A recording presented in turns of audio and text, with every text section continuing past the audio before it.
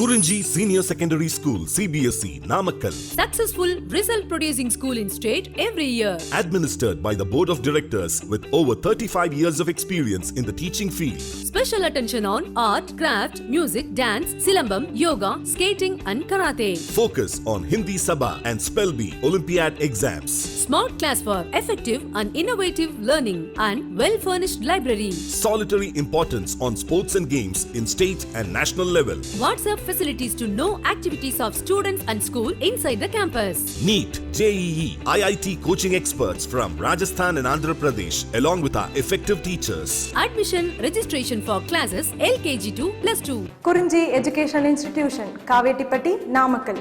Admission in progress. CBSE, KG to 12, contact 9025895176. Metric 6 to 12, contact 9344567484. For online admission, log on to www.kurunjischoolnkl.in. In continuation to the last class, in this class we are going to start first with the example 11.1. See here. Show that the coefficient of area show that the coefficient of area expansions delta A by A into delta T, comma, of a rectangular sheet for the solid is twice to its linear expansivity, that is alpha 1.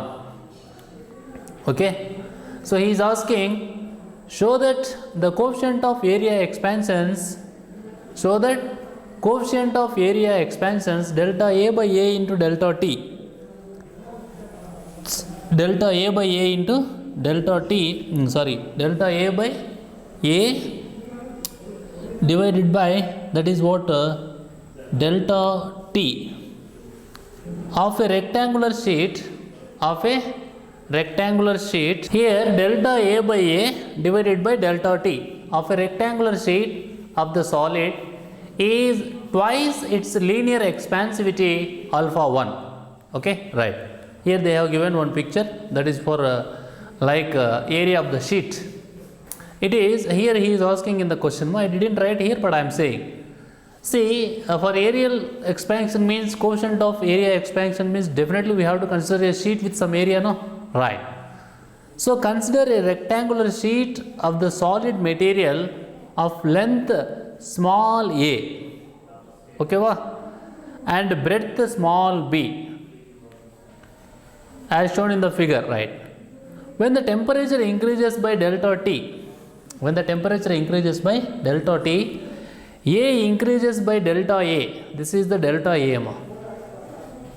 A increases by delta A, that is equal to alpha 1 into A into delta T. Delta A is equal to alpha 1 into A into delta T. That is one. Next, breadth B increases by delta B. Breadth B increases by delta B. Delta B is equal to alpha 1 into B into delta T. Delta B is equal to alpha 1 into B into delta T. Now, from this figure, okay, you can say that the increase in area, from this figure you can say that the increase in area, delta A is equal to delta A1 plus delta A2 plus delta A3. Okay, right. Now, delta A is equal to, first delta A is equal to, see in the pakka, okay, that is what delta A1 plus delta A2 plus delta A3, right. Now, delta A1 means what? Small a into delta B. Small a into delta B, right. Next, delta A2 means what? B into delta A, right. Next, delta A3, delta A into delta B. Now, is equal to A into delta B means what? Alpha 1 into B into delta T. Just now I told you, no. Delta B is equal to alpha 1 into B into delta T. Delta A means alpha 1 into A into delta T, right. That's what we are going to substitute here. See, in place of delta B we have written the alpha 1 B into delta T. In place of delta A we have written alpha 1 into A into delta T, right. Okay. Now, here delta A, delta B already we have know that we are writing. See, alpha 1 into A into delta T, alpha 1 into B into delta T, right. Alpha 1 into alpha 1 A square, alpha 1 square and A into B, AB delta T whole square. Right. Now next step, after completion of this, next step, from here onwards we are moving mathematically. See, it is what A into alpha 1 into B into delta T. This is what A into B into alpha 1 into delta. So this is what you can say 2 into alpha 1 into AB into delta T. Okay, right. Inge, see already alpha 1 irukku, delta T irukku. So you can take it as common. So alpha 1 AB delta T can take it as common. In the bracket 2 plus alpha 1 into delta T will come. Next step. In place of AB, you can write A, no, that is what initial area before expansion. Before expansion, the area is small a. That's you can write it as same.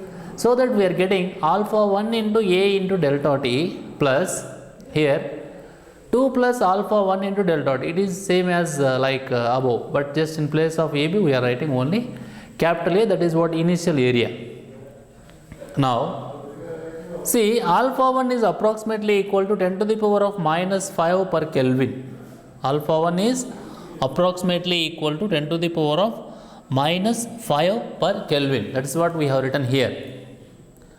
From the table, that is what we discussed in our previous class. In the table, we had values for coefficient of linear expansion for different materials like aluminium, brass, iron, copper, silver, gold, glass, that is what Pyrex glass, and lead. Right. Anyhow, from the table here, we are saying, see the product alpha 1 into delta T for fractional temperature. The product alpha 1 into delta T for fractional temperature is small in comparison with 2. In comparison with 2 and may be neglected. In comparison with 2 and may be neglected. Right. See now, delta A by A into 1 by delta T. Delta A by A into 1 by delta T is approximately equal to 2 into alpha 1. This is what we are getting. How we are getting the product alpha 1 into delta T for fractional temperature is small in comparison with 2 and may be neglected. That's why finally we can write delta A by A into 1 by delta T is approximately equal to 2 into alpha 1. Okay, right. This is what we can show. That is what he is asking. Show that the coefficient of area expansions delta A by delta T of a rectangular sheet of the solid is twice its linear expansivity alpha 1. He is asking twice, no? Right, 2 alpha. Next example 11.2. Right, see a blacksmith. You can see agricultural purpose we need some instruments, no? Right, so that instruments when they will become like blunt, right? So he is going to make them to sharp. That is what we can call it as the person we can call him as a blacksmith. A blacksmith fixes iron ring on the rim of the wooden wheel of a bullock cart. Okay, generally a blacksmith fixes iron ring on the rim of a wooden wheel of a bullock cart. Full stop. The diameter of the rim and the iron ring are 5.243 meters and 5.231 meters. 5.243 meters and 5.231 meters respectively at 27 degrees centigrade. Usually 27 degree centigrade. Full stop. To what temperature should the ring be heated so as to fit the rim of the wheel? To what temperature should the ring be heated so as to fit the rim of the wheel? So he is asking the final temperature. Okay, that is what See, T2 means actually T1 is 27 degrees centigrade, and T2 we have to find. Right. First we have to write the given values. See, what are the given values? T1 27 degrees centigrade, all of that. That is what length at T1 temperature 5.231 meters.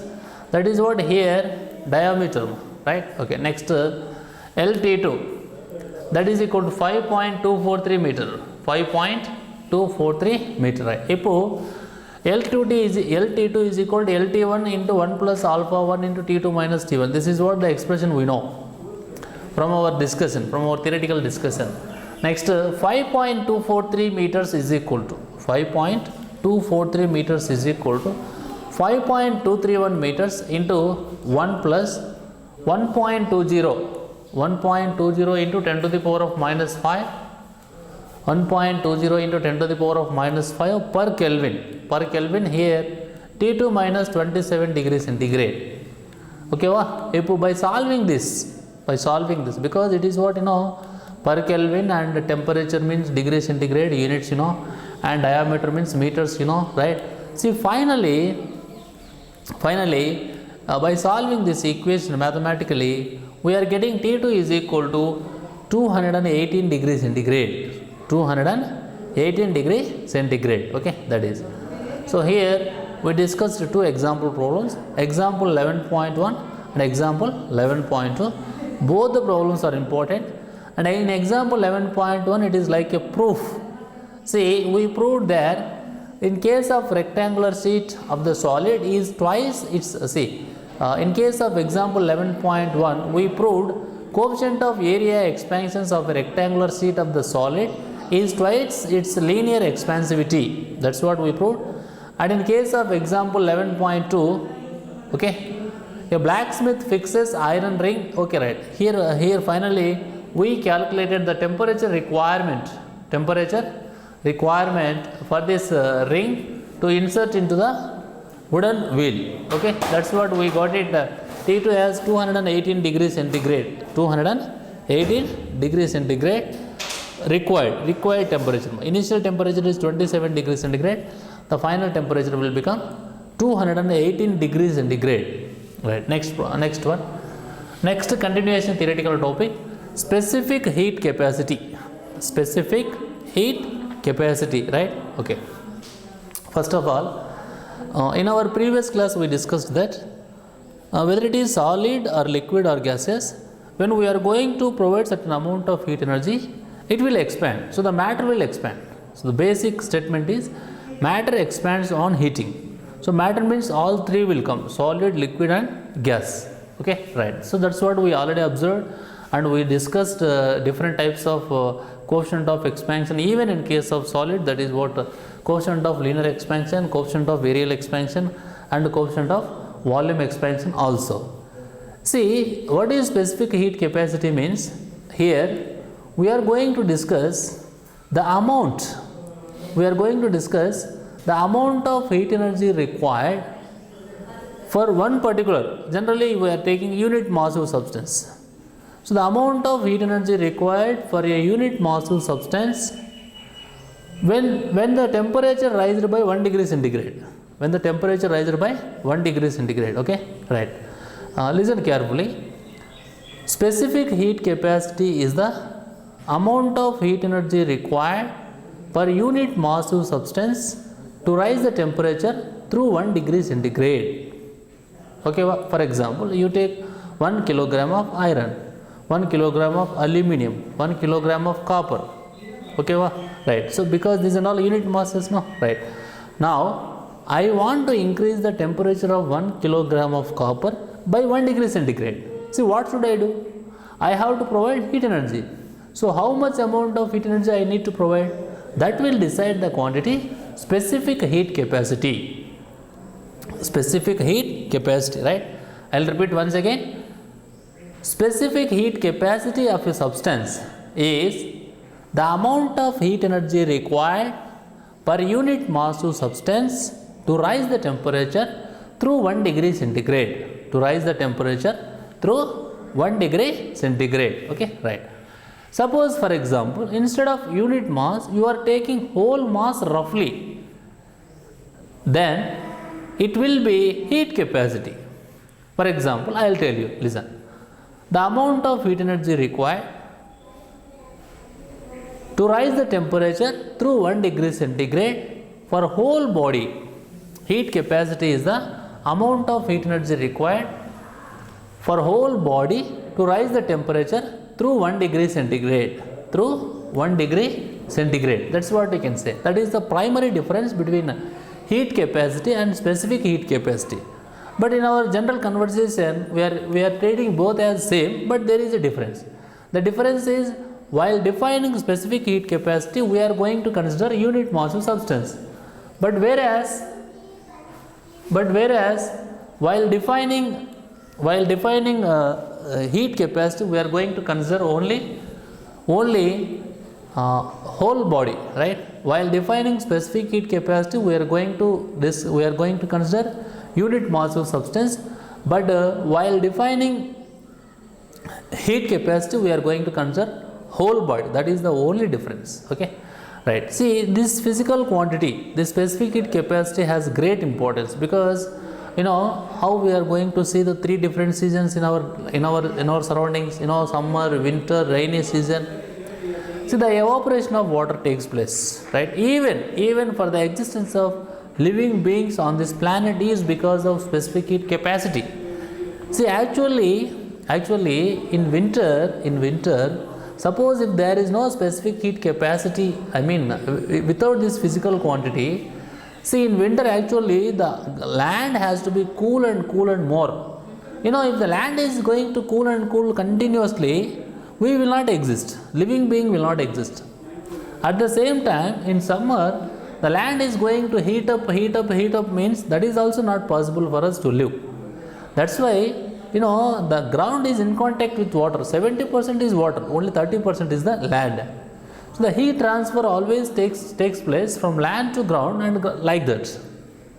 Okay, so because of this arrangement, because of this situation, natural consequence, right? Natural thing, right? Because of this only, right?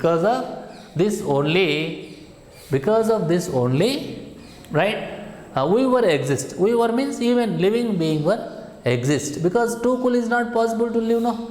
At the same time, too hot, 100 degrees centigrade okay, but more than 100 means our living is not possible. Similarly for rest of the animal world also. Okay, that is the importance of specific heat capacity, right? See that every substance has a unique value for the amount of heat absorbed or rejected to change the temperature of unit mass of it by 1 unit. This quantity is referred to as the specific heat capacity of the substance.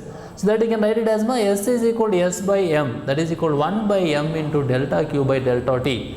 S is what? Heat capacity. This is the heat capacity. This is specific heat capacity. This is the specific heat capacity. This is the heat capacity, right? See, this specific heat capacity depends on the nature of the substance. See, for example, if you take iron, it will be different from copper. If you take copper, it will be different from aluminium. If you take aluminium, it is different from gold. See, even though all are metals, right? But we can't say that the nature is same. So the specific heat capacity depends upon the nature of substance and its temperature. Right? Okay. SI unit is joule per kg per Kelvin. SI unit of specific heat is joule per kg per Kelvin. See, by seeing the formula, we can decide. No, by seeing the formula, we will decide what is the unit of specific capacity. Now, see, here we took ordinary mass. Even we can define molar also by taking, suppose when you are going to talk about gaseous substances, you can define molar specific heat capacity also. Then you have to take 1 mole of gas. 1 mole of gas. Okay, that is what you can say. Amount of heat energy required. For 1 mole of gas to rise the temperature through 1 degree centigrade is termed as molar specific heat. Okay, right. And this molar specific heat you can define at constant pressure and constant volume. One is called as Cp, another one is called as Cv. Molar specific heat we are going to represent by using the letter C. But generally specific heat we are going to represent by using the letter S, right? See, if the gas is held under constant pressure during the heat transfer, then it is molar specific heat capacity at constant pressure. The same situation, whatever I told, that is what the amount of heat energy required for 1 mole of a gas to rise the temperature through 1 degree centigrade at constant pressure is defined as molar specific heat capacity at constant pressure. Next, similarly, the amount of heat energy required for the amount of heat energy required for 1 mole of a gas to rise the temperature through 1 degree centigrade at constant volume is said to be molar specific specific heat capacity at constant volume. That is what CV, CP and CV, and you also come to know CP minus CV is equal to R in the chapter of kinetic theory of gases. In the chapter of kinetic theory of gases, you will get that relation CP minus CV is equal to, right, R. Okay ma, right. In this class, not only this, we have some values for different we have specific heat capacity values for different substances.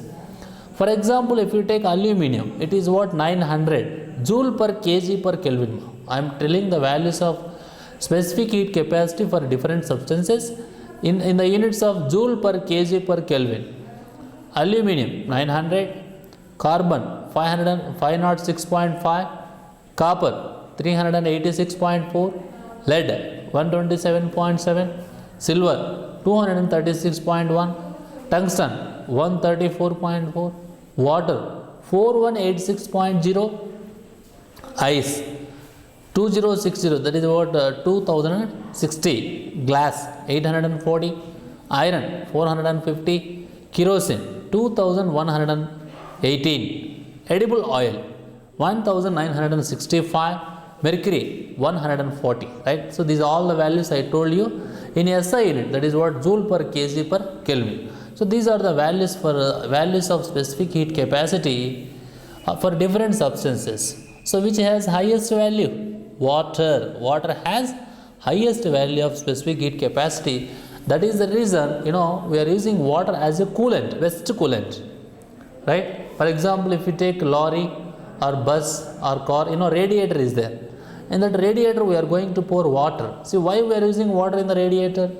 When the engine will become hot, when the heat, so much heat is going to increase, especially in summer. The parts of the machinery will become like a melting condition. To avoid that, if water is there, this water absorbs the total heat and it evaporates, so that the engine will be maintained at normal temperature, what it requires, what it can bear. Similarly, in other vehicles also, whatever it may be the vehicle, whether it is bus or lorry or car, so in the radiator water molecules are present. Because of the having highest specific heat capacity, we are using water as a coolant. That's what we have to keep in mind. Next, you can also discuss about molar specific heat capacities values for some gases. Helium, for example, 20.8 joule per mole per Kelvin, that is what CP. For helium, CV is 12.5. For example, hydrogen 28.8 and CV 20.4, nitrogen 29.1 CP, CV 20.8. For example, oxygen CP is 29.4, CV 21.1, CO2 37.0, CV 28.5. So these are the values of CP and CV. That is what the molar specific heat capacity values for some gases like helium, hydrogen, nitrogen, oxygen, carbon dioxide. Okay, that is. Okay ma, right. So in this class we discussed two example problems, example 11.1 and example 11.2. Afterwards we came to discuss the most important topic, that is what specific heat capacity. Okay, right. So in our next class we will continue with the next continuation topic, that is calorimetry, and there itself we are going to discuss one example problem, that is example 11.3. okay, right. Thank you.